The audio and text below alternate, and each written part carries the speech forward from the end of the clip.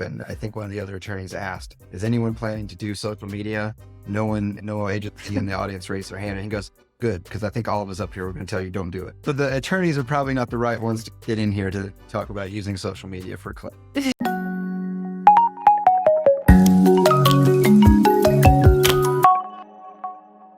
Hey everybody, welcome back to another episode of Arbeit. Today we have a great guest. I have Justin Murphy here from Professional Credit. And today we're going to be discussing developing an online presence as an agency for both the client and the consumer side. So first of all, Justin, it's such a pleasure to have you here today, and thanks for coming on. Oh, thank you very much. And thank you very much for having me. Awesome. For anybody who isn't familiar with you or what you guys do over there, can you just give us a quick background on maybe yourself and what you guys do over at Professional Credit? Yes, I am currently the Associate General Counsel for Professional Credit Service. We're headquartered in the state of Washington. I think we started in 1933 in Eugene, Oregon, and we still have an office down there. And we are a third-party, primarily consumer collection agency. We don't really do much commercial. Occasionally some of our clients get a commercial account here or there, but we're in all the fields: medical, government, utilities, telecom, financial services. We cover a little bit of everything. My role is partly compliance based, and as well as negotiate, review contracts and things of that nature. Awesome. It'll be an interesting discussion today, particularly with you having a little bit of a compliance background. We might touch on some of those topics, but a lot of times when I'm talking to clients, I see a split these days where some people, they're getting very heavy into having that online presence, great website, maybe they're on social media. And then there's still a lot of people out there that when I talk to them, they're a little nervous to put themselves out there. They're nervous to put maybe like their name associated with the business or their faces out there, things like that. For you guys, was it a natural transition to have that website and be more, I guess, if you want to say front facing on your business? And what was like the first steps when you guys started having an online presence? Actually, we had a website before I even began to work here. It's undergone some major changes and modernizations. We do think it's very important to have an online presence. Your main website normally is designed for your clients. It's a marketing arm. But at the same time, the consumer gets that letter. They don't recognize your name. One of the first things they do is they go to Google, they go to Bing, they look you up. And having a website, and not just your basic run-of-the-mill website, makes you look more legitimate. And the consumer maybe feels a little more comfortable in working with you. But we've always tried to be on the forefront of any technological changes and be up to speed, be one of the front runners in the technology game here in the collection industry. And so we think having a modern website is an extension. It would feel a little disingenuous to say we're this tech heavy company and then we don't have a website. Yeah, absolutely. Yeah. And like you said in there, the first thing that I do if I get like a call from a phone number I don't recognize, if I get a letter from something I don't recognize, exactly like you said, the first thing I do is Google it. And if you don't have a website, I think a lot of times it's not even just the disservice of not having that brand out there, but even you'll have negative things come up as the first result, which I think harms your reputation even more. I think having that in this day of just how consumers behave, I think is really important. You touched on something interesting in there that I notice a lot of times when I come to different agencies' websites, and I imagine it has to be a difficult thing to juggle, which is the fact that you almost are talking to two different audiences. You have the consumer side of things who maybe they're coming to get more information about you. Maybe they're coming to pay a bill.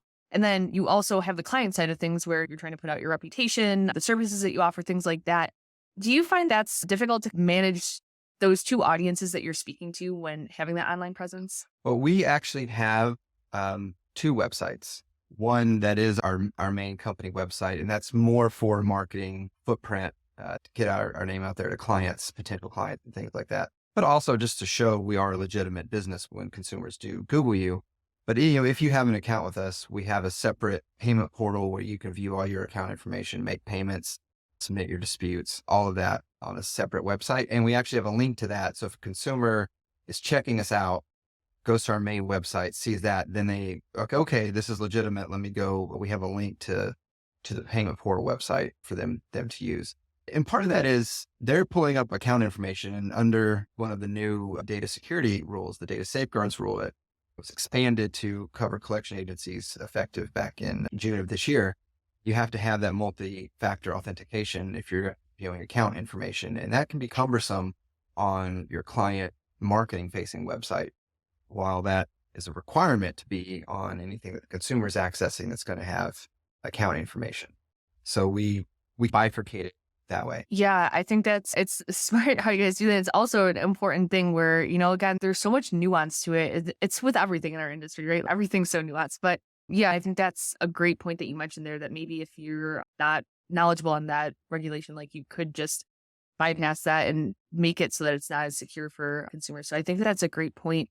I know that the start of the website had predated your time there, but I guess for that person out there who maybe they don't have a website at all yet and they want to get into it, do you have any thoughts on maybe if it's more impactful to go the route of having that more client facing versus the more consumer facing side of that website set up first? I think you've got to have some sort of payment portal for the consumers. I think things are trending that way. And I think you'll increase your payments by and interactions, even if it's not payments, but your interactions, and whether that leads to a payment down the line or whether that leads to an investigation that okay, maybe we actually shouldn't have been assigned this account, right? All of those things can happen through that website. We've seen an uptick in use of the portal since it went live a few years ago. We actually had that go live a little bit before the pandemic. I think 2018 or 2019, we had our payment portal website developed. It started a little slow, but now it's probably one of the main ways we take payments, more so on the website than we do over the phone. I would, if you have someone on your staff that's knowledgeable and can create it, that's fine. But I think working with a website developer is probably a very good way to go. And especially there's a lot of compliance concerns, not just the data safeguards rule, but there's, like you said, nuances. And it depends on, are you a national agency or you're a regional agency?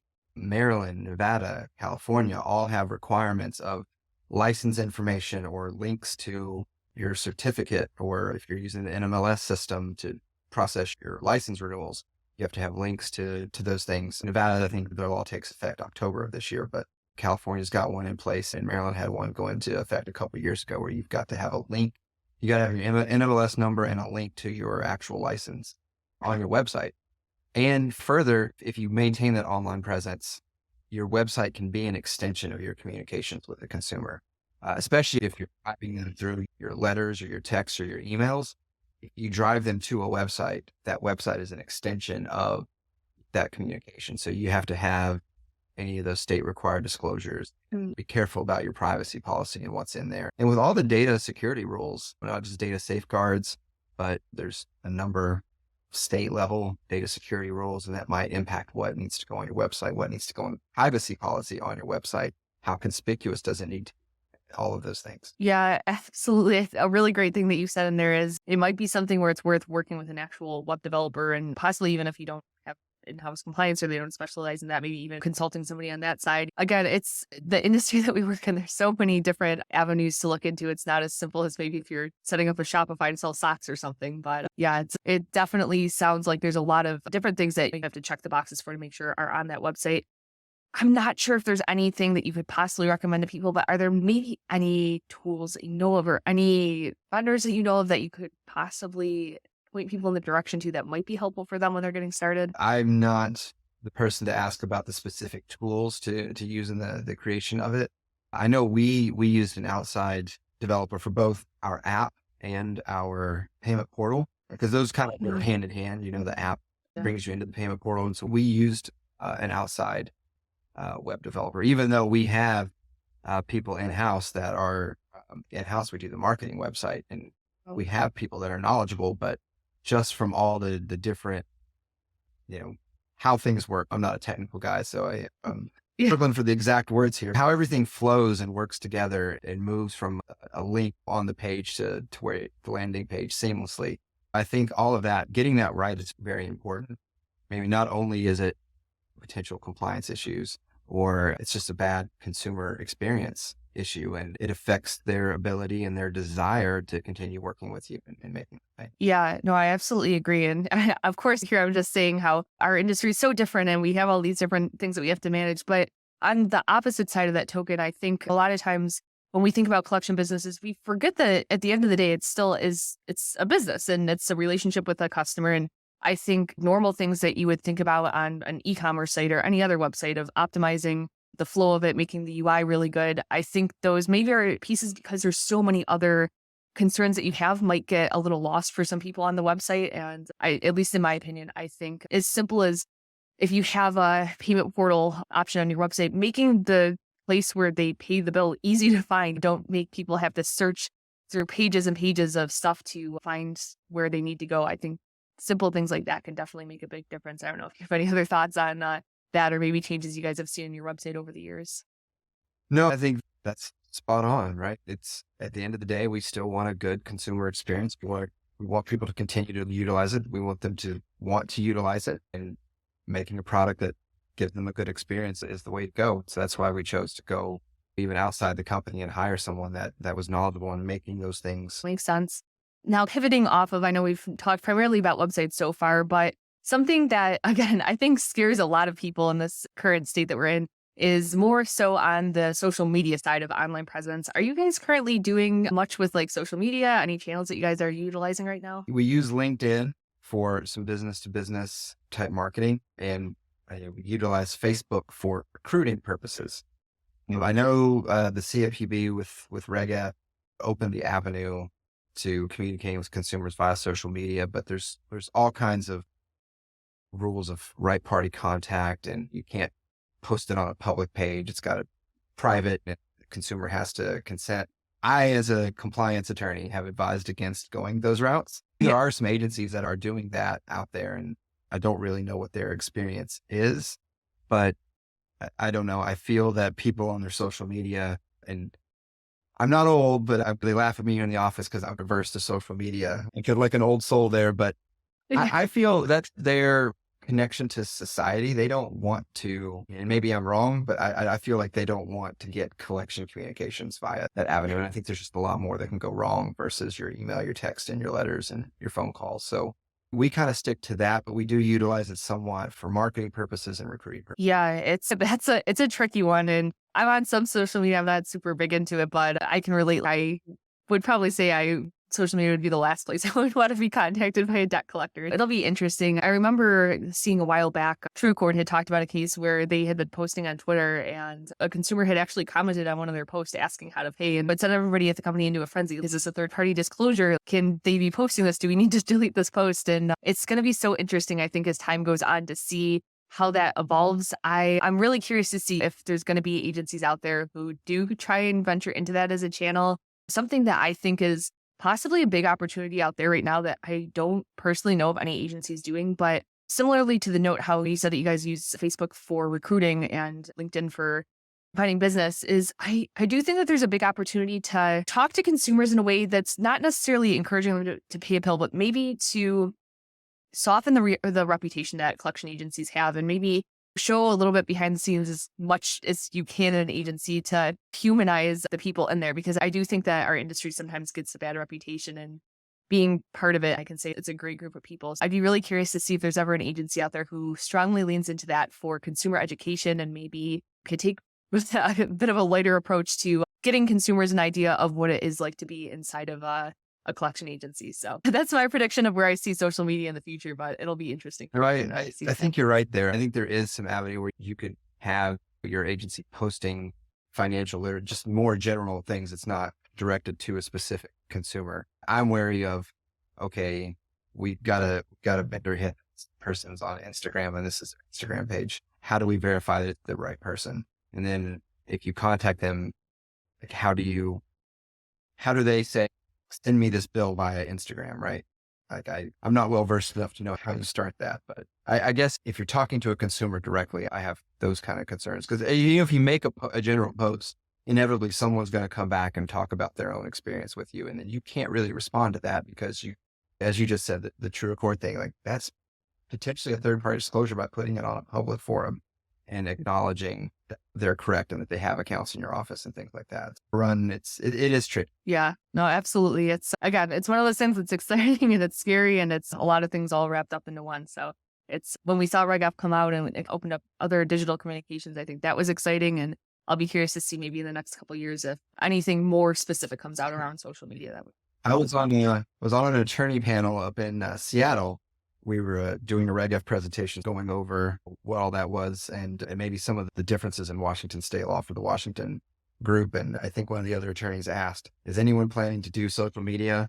No agency in the audience raised their hand, and he goes, good, because I think all of us up here are going to tell you don't do it. But the attorneys are probably not the right ones to get in here to talk about using social media for we're a little bit Yeah. wary of it, I think. Yeah, I think that's a fair assessment, at least for where we are right now. But yeah, no, we'll have to revisit. Maybe we'll revisit this conversation in a couple of years. But no, I think that's absolutely a fair assessment. We've talked through a lot of interesting different topics from websites to social media. Parting thoughts here for the agency who maybe they're very old school. They don't have a website. They aren't on any social media right now. I guess any parting thoughts of maybe where they could start or anything that you might say to make them feel better about dipping their toes into being more online. We think that it is, like I said earlier, it's important for that consumer confidence in you. And we believe not just now, but as things progress and the older generation becomes the generation that grew up with computers and using things online, it's only going to increase this desire for consumers to utilize your website and your payment portals. And you can start simple. It doesn't have to be big and complex, but get something out there. And yeah, just get something out there. I think you'll find that you'll get more engagement, you'll get more payments, and things will be resolved quicker. Just think, just being in general better for your agency, and you'll already be down that path because you're going to have to move there within a few years if you're not already there. Like you're just going to have to. Our industry is constantly shifting. We talk about it in compliance and changes in state law and federal law, and that's always shifting. It's shifting as far as technology, and I think you're going to have that online presence sooner rather than later. And so you should get started, start simple, dip your toes in, and then go from there once you get a feel for it. But rip the Band-Aid off. That's my advice. Yeah, I agree more. I always say it might be scary to try something new, but the scarier thing, to me at least, is never changing and getting left behind. And I think that's something that's very real today for businesses who aren't evolving. Clients are going to expect you to have it going forward. Clients have their own payment portals for whether you're collecting for a utility or in the healthcare space. They've got MyChart or ChartSwap or all of these apps you can use to go pay your medical bill, view your medical bill, get test results, all of those things with the consumers. And so they're going to want their agencies to be as technology they are. Yeah, I think that's something interesting that you touched on in the beginning too. I know for you guys, it sounds like you work across a wide range of different debt types. Is there anything that you're seeing, maybe specifically medical clients asking, or maybe different industries requesting that isn't just the standard payment portal that you guys already have rolled out? Any specifics there? No, I don't see clients asking about it too much, but a lot of that is they already checked us out online. And we talk about our payment portal, like our Salesforce or marketing team talks about the payment portal option. So they know it's there. And I have seen it on some bids for government clients. It's a question. Do you have a portal for consumer payments, things like that? So not necessarily you must have it. They're scoring those bids and I think getting points for having it. So you see it in that regard. And so, yeah, I'm guessing we would probably get some questions if we weren't already marketing it, but we're using that as a tool, as one of the things that differentiates us. That, hey, we have these options available when we go out and speak to clients. Awesome.